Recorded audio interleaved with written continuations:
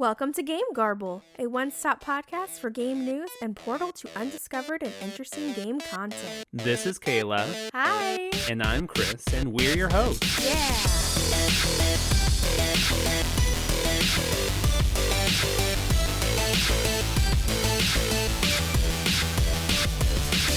Welcome back to Game Garble! Welcome back to Game Garble. We're super excited for Season 2!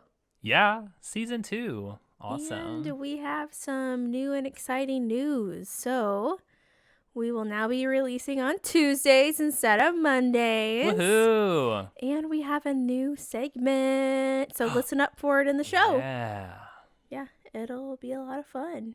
Yeah, it will be. Yeah, so let's just dive right into it. We have a lot of fun things. We had a great break. Yes, we did. It was nice. Christopher's brother got married, so congratulations. Yes, congratulations to my brother. It was a beautiful wedding. It was. Yeah, it was great. And we did a lot of fun things. One of those things we're going to be talking about today, and then talk about the other really awesome fun thing we did next week. So come back next week and hear about it. Yeah, look forward to it. Yeah. Get excited. So we recently went to, you want to tell them about it, Christopher? I'd love to. So we went into good old Seattle to go watch an orchestra.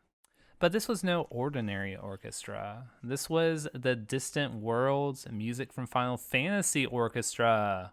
With the Seattle Symphony. Yes, it was amazing. Yeah. I was very much blown away.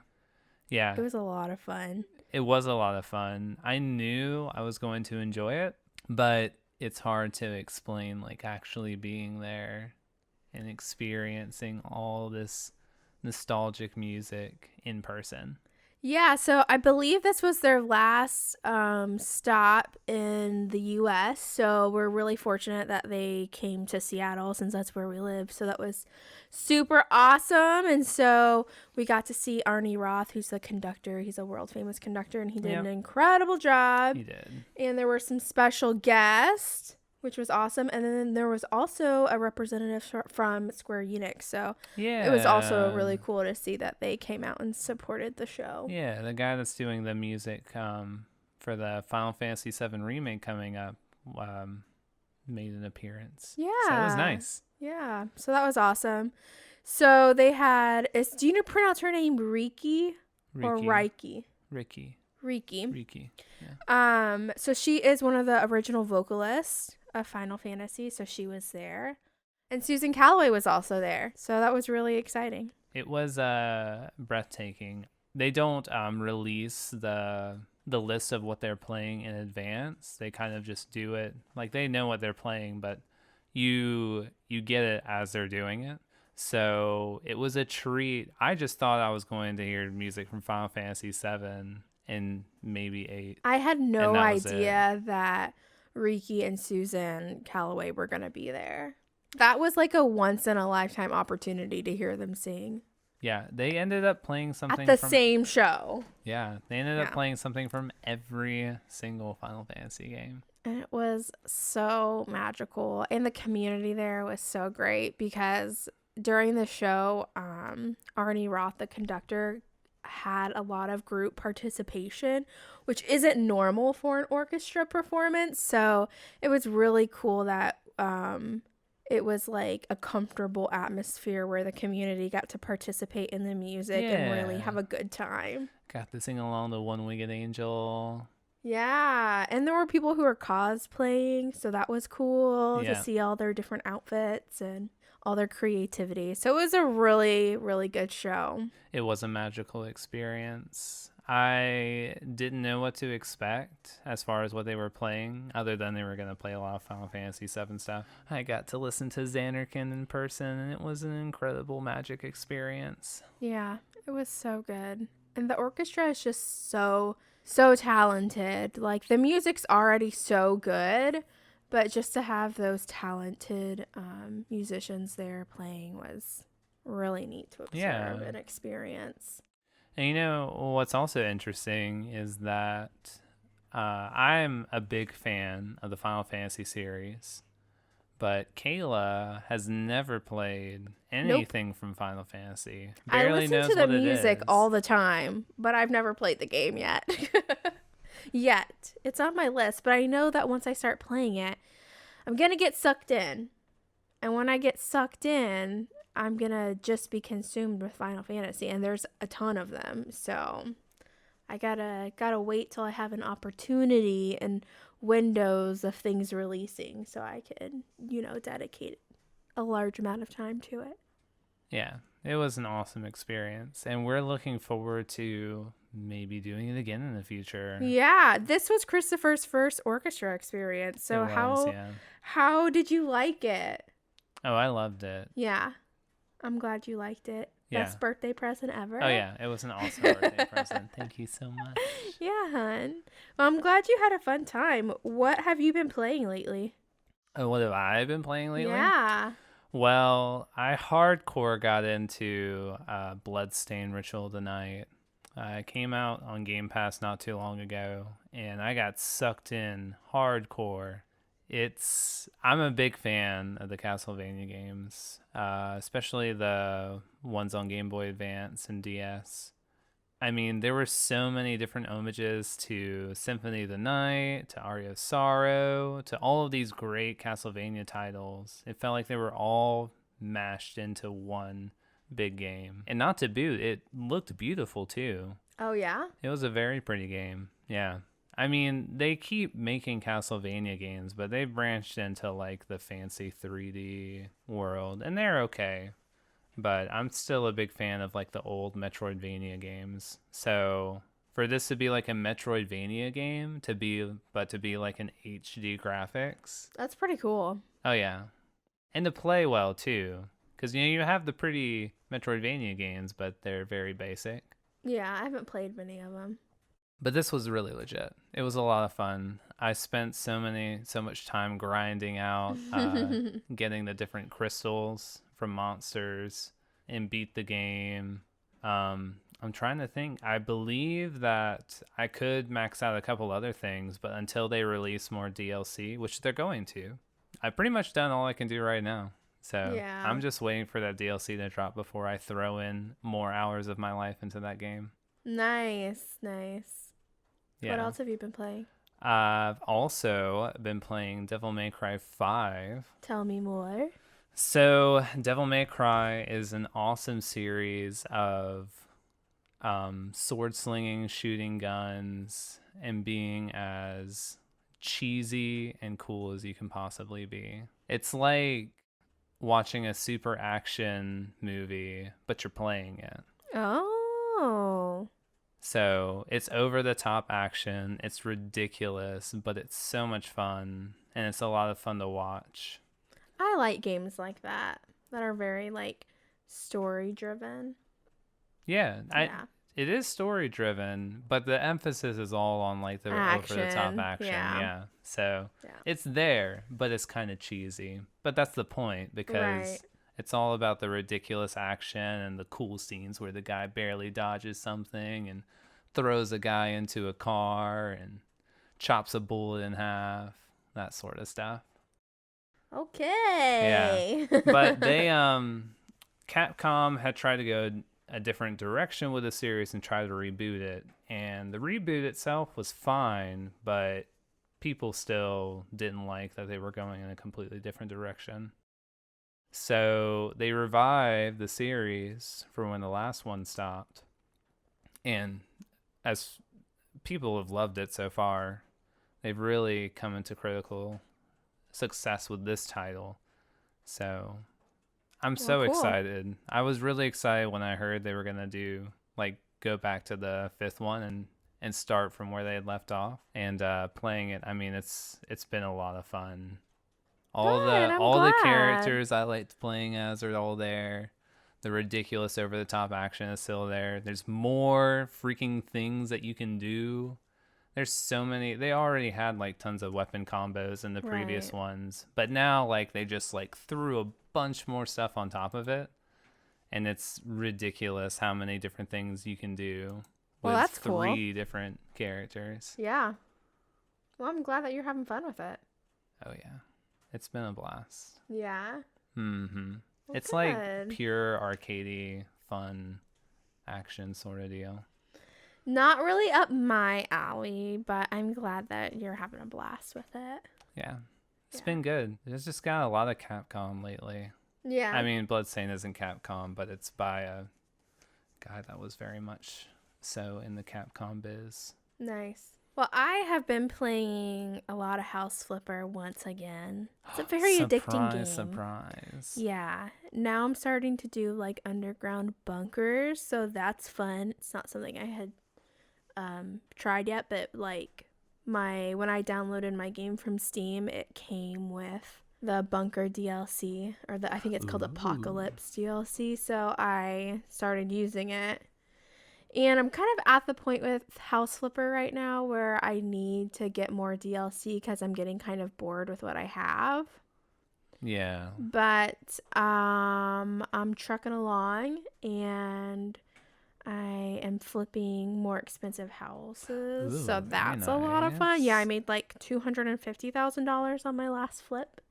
Taking bigger risk. Yeah. Bigger challenges. It's not like a huge risk because I have so much money from the smaller houses I flipped. But yeah, so that's a lot of fun. And I've also been playing Zoo Tycoon. Ooh. Because it just came out on Well, I don't know if it just came out on Game Pass, but I hadn't played it before because I didn't really have the money to buy it. But my brothers were obsessed with it. But now that it's on Game Pass, I have access to it, so I downloaded that junk.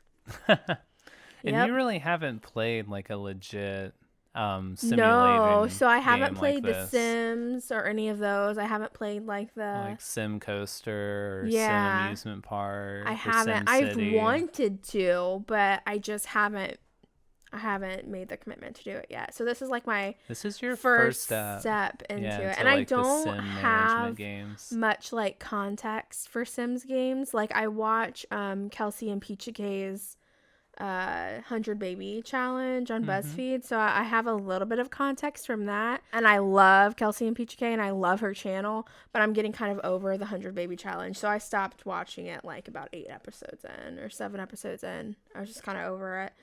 Not that it's not like good content, it's just for me, I have no context of Sims, so I was getting kind of lost in it. So this is my first step towards that kind of gameplay, and I am really, really enjoying it. I have built a few zoos. I haven't played the story mode yet, but I plan on doing that next week. So we'll see how that goes. But I've had a lot of fun with it. Yeah, so they're really addicting. I've made some mistakes because before, like when you build the zoo, you get to choose like what kind of exhibit you want. So you could have an outback exhibit, you could have like a tropical exhibit, and then the next step is to buy the animals for it. And so I thought that all the animals that they had access to were the ones that could survive in those exhibits. Like I thought it changed per each exhibit that you purchase.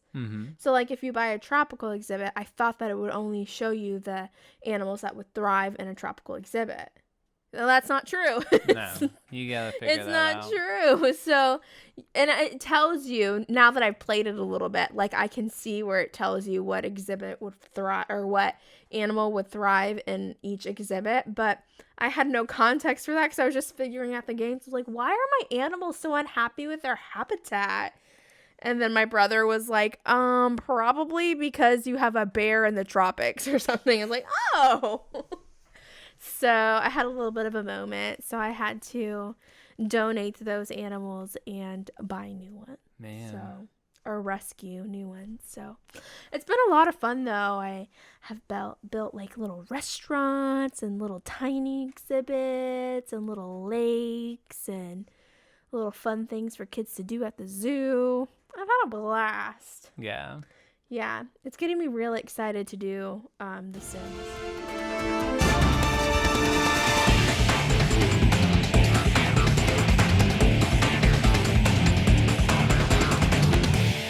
Welcome to Garble News. This is a news segment of our show where we talk about what's going on in the gaming world. New Gaming releases, culture. what's new in game culture, etc., etc. Yeah, anything We're very happening or excited. going on, that piques our interest. Yeah, so this week, game journalist Christopher dug deep into the web. Oh yeah. And Looked found some into those stuff. articles. Yeah, that he would like to tell you about. So, Found something exciting. Yeah, so take it away, Chris. Yeah. It's one of those exciting things that you hear and it's like, oh, this is really cool. But, until something actually happens, it's like, well, guess we'll just wait and see. But good old Capcom, which I've been playing a lot of lately, in one of their financial reports, they mentioned that they're planning on reviving old IPs that they haven't done anything for in a while as part of, going into the future and hiring new developers to work on them. So for older games like Dino Crisis and Beautiful Joe, and Capcom has an incredibly huge library of games that they've done. And I think just from looking at their success with Devil May Cry 5 and Monster Hunter World, love Monster Hunter World. And how much people are into those games and are digging it. People love Monster Hunter, just saying. Me included. They're seeing the money. And Cha-ching. They're planning on capitalizing on it. I mean, why not? Yeah, don't People blame love them. it and we love playing it. Yeah. So it's mutually beneficial. Yeah, they just need to make Mega Man Legends 3 and I'll be happy. But but seriously, it's awesome. I mean, it's been great to finally see Mega Man games again. Devil May Cry 5. I mean, it's nice to see that they're continuing the series with that. Maybe Castlevania will get some more love. I mean, like, who knows what's going to happen in the future, but it's awesome that they are, giving back to the fans some more with the games they've been coming out with lately. Yeah, so just trying which is awesome. to, Well, and that helps their brand. It does, So. yes. And that's what we're into as gamers these days. Yeah. Anyway, so that's super exciting. It is, yeah. So it's not, they didn't mention anything specific of what they're going to look into, but it's just exciting to know that they are looking at their old IPs, so nothing's off the drawing board as far as what they could be working on next. Yeah, so that's exciting. Very exciting. We'll see what happens and report back to you when we find out more information. Sure. Yeah. I'll be the first one to jump on the Mega Man Legends 3 train. You will know about it as soon as I do. Yeah. Until then, let's get into Obscurity. Obscurity.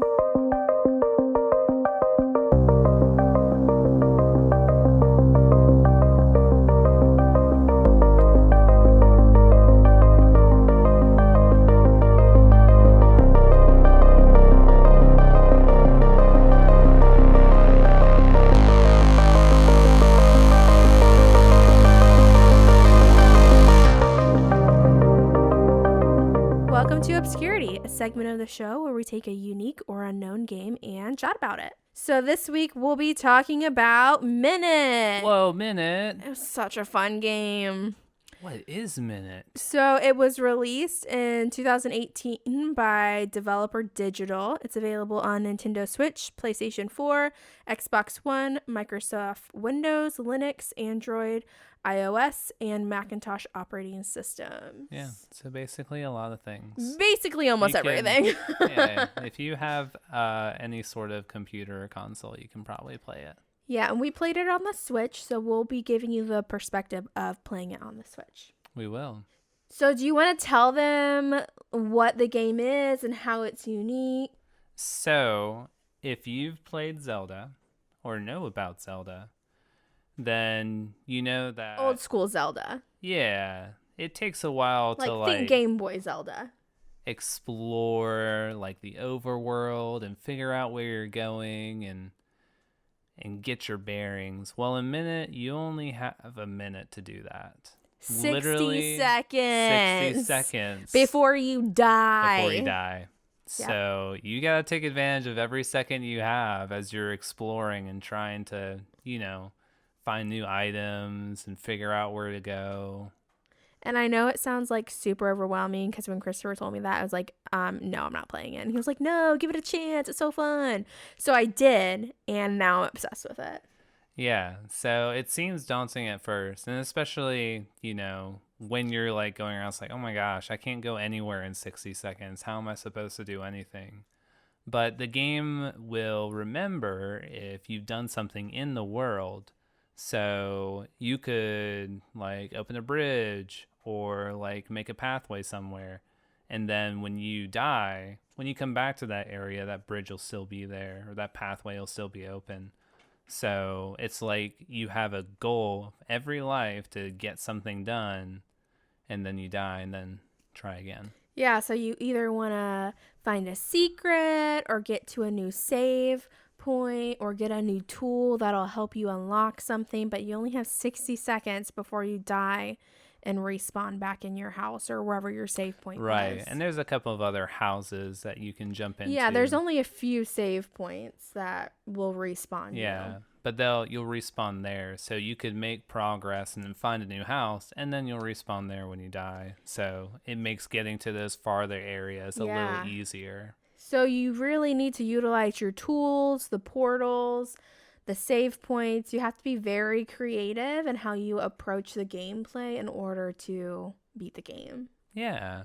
And there's a lot of humor. It's a silly game. Early on, you'll find a guy that talks as slow as molasses. Yeah. And he sits there and he's telling you the story. And then you like, die. Man, I'm on limited have time. 20 seconds before I'm going to heave over. Speed up. Yeah. But there's a lot of that in this game. And it's really cute and funny. And it's just like an old school Zelda game, but with this like twist that you have a minute to live. It makes playing it, like you're playing it from a completely different perspective. Yeah. As far as what you're trying to accomplish and do. And you can play it a bunch of different ways too. Like Christopher played it a little bit differently than I played it. And there's no real like right or wrong way. There are certain things you have to do to get certain places, but you can play the game a ton of different ways. Yeah. And basically, it's one of those that your curiosity will be rewarded. Oh, yeah. If you look into something, then you'll probably find a secret. If you kill this tough monster, then he'll probably drop something really good. So if you try different things, it rewards you for that. So it's a lot of like trial and error and doing different things to see what happens. Yeah. And Christopher and I both haven't finished the game, but we're on the very last like boss, but don't want to end the game yet because we want to make sure we get all the secrets. So we've been like traversing the game map over and over again to try to find secrets. So Kayla hasn't finished it. I've beaten the game. Oh, you beat it? I did beat it. Well, I haven't beaten it, and I'm trying not to like look at any YouTube videos or wikis because I want to like find everything myself. But then I always like run the risk of never finishing the game because I keep looking for secrets that maybe I've already found them all, So yeah, I'm just going to have to commit to it and do it. But I hope I found them all. I basically did as much as I could. And then there was like, I was missing like one thing out of this set of items. And so I looked out to figure out where that was. And then I beat it. And it was a fantastic experience. The only thing I could say is that it's not, I mean, obviously it's a short game. You live for a minute and then you die. But the map itself isn't huge, and it's designed that way so that you don't get really lost or you're trying to explore and you only have a minute to live. So how far can you go? I mean, realistically, you could probably beat the game in a few hours. It's not a super long game. It's a short game. You could probably get, if you're looking for all the secrets, maybe 6 hours out of the game. I'm probably about 2.5 hours in, maybe 3. Right. So it's a treat. It's not like an actual Zelda game or something. Yeah. But for what it is, it's a beautiful experience. and it's a really neat twist on like a very traditional action adventure game. Yeah. So for all those points, man, it really hit my marks. I had a great time with it. Yeah, the secrets and especially the weapon use reminds me a lot of like Game Boy Zelda, like old traditional style Zelda. Old, and I, as a kid, was obsessed with Zelda. My brothers and I always fought over it. And so I love it so much that playing this was like very reminiscent for me. I loved it. It was so fun. Yeah, it was a ton of fun. Well, that's all that we have for you today. We're super excited to be back. So check us out on Tuesdays, and we look forward to seeing you next week. Yeah, feel free to leave reviews, comment, give us feedback. We love hearing from you guys. Yeah. So until next time, bye. Bye. Did you have a good time? Leave us a 5-star rating with games you would like us to chat about next, and you could be featured in an upcoming episode. Don't forget to subscribe and talk with us on social media. Links are in the description. Thanks for visiting, friends, and until next time, game on!